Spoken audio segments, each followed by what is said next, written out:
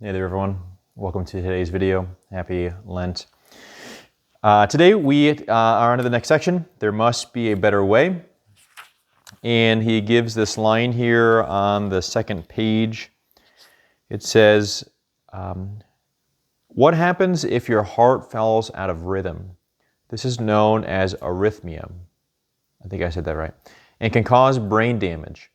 It can also lead to a stroke, cardiac arrest, and heart failure, all of which can be fatal. This section stands out to me because of my dad. My dad stopped selling cars when I was in my last 3 years of seminary and began working for a company that worked with dealerships. And at most dealerships, there's a computer program that runs the front of the store where the sales happen and the back of the store where the maintenance happens. So they know all their inventory and everything. And so my dad knew that program very well. He didn't necessarily know computers very well, but he knew the program. And so the company hired him on, and he was traveling all over the United States and doing a great job. He was like a top salesman for them for several years. And while he was traveling a lot, he was pretty much exclusively eating at restaurants. And my dad was also, he was drinking a lot, every day. I'm not necessarily saying he was drinking a lot, but he was drinking every day. And so he was eating unhealthy food and drinking drinks that probably aren't the most nutritious. I have no idea what he was necessarily eating and drinking throughout the day. My guess is probably a lot of like stuff from, gas stations or whatnot, or pizza. Again, I don't have any issue with all those things, individually. But if that's everything that we eat, that's not good. And so my dad's heart fell out of rhythm, and he had cognitive heart failure and eventually had to get a pacemaker put in to keep his heart in rhythm. And one time,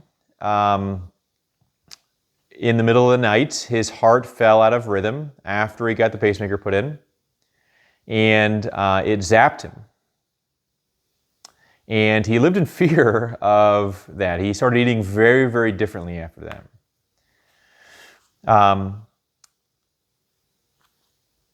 I hope with reflecting on Slowing Down to the Speed of Joy is that we don't have to get to the point where a zap has to happen and we live in fear of the zap for the rest of our life.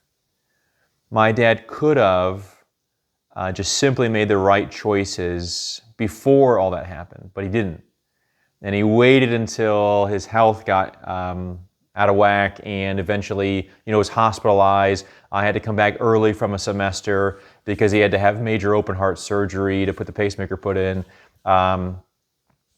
So we can wait for that major emergency that happens, or we can see the unhealthy ways beforehand, both with food, but also just in general living.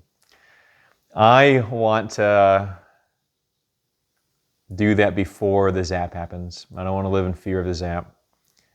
But I don't know if that is necessarily the case for you.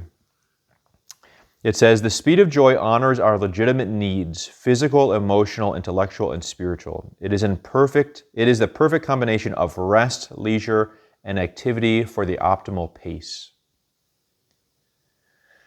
I don't want to look back in my life after so many things have happened and wish I had done something different so I could experience, joy now. I want to do my best to do it right now so I can have it for the rest of my life. And so I have to look at myself physically, emotionally, intellectually, and spiritually. Are any of those things out of rhythm? Then I need to address it. I hope you're finding the book very helpful for you. I hope these reflections are helpful for you too. I'm praying for you this Lenten season. God bless you.